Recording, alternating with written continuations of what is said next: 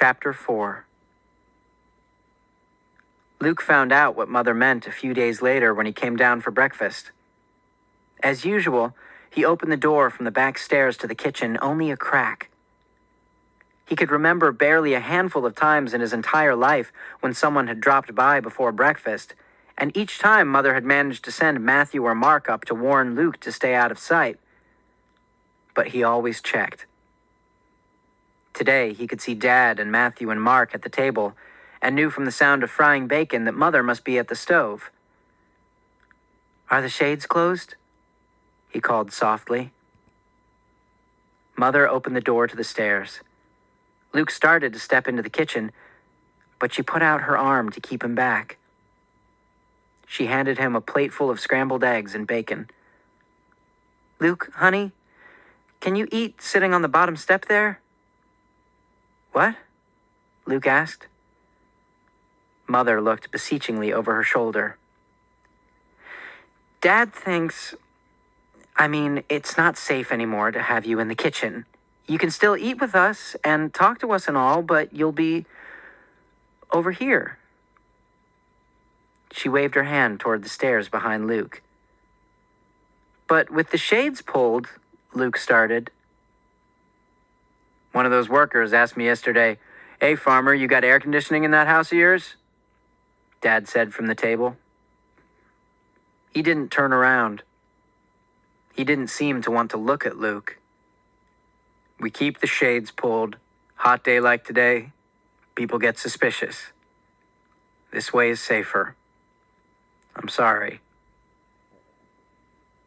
And then Dad did turn around and glance at Luke, once.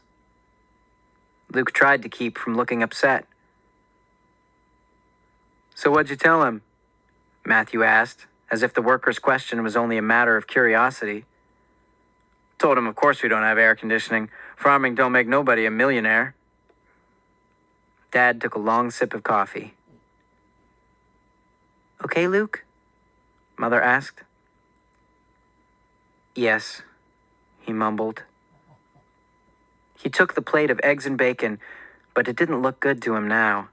He knew every bite he ate would stick in his throat. He sat down on the step, out of sight of both kitchen windows.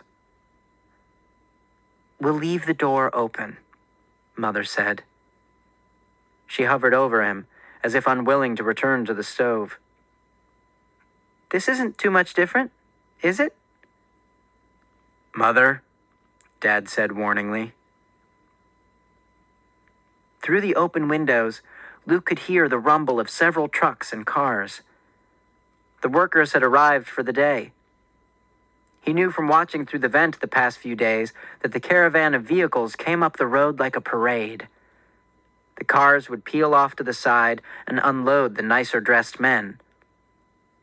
The more rugged vehicles pulled on into the muddiest sections, and the people inside would scatter to the bulldozers and backhoes that had been left outside overnight. But the vehicles barely had time to get cold, because the workers were there now from sunup to sundown. Someone was in a hurry for them to finish. "Luke, I'm sorry," Mother said, and scurried back to the stove. She loaded a plate for herself, then sat down at the table, beside Luke's usual spot. His chair wasn't even in the kitchen anymore. For a while, Luke watched Dad, Mother, Matthew, and Mark eating in silence, a complete family of 4.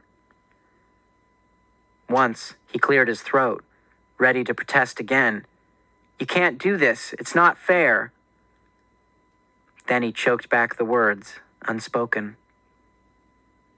They were only trying to protect him. What could he do? Resolutely, Luke stuck his fork in the pile of scrambled eggs on his plate and took a bite. He ate the whole plate full of food without tasting any of it.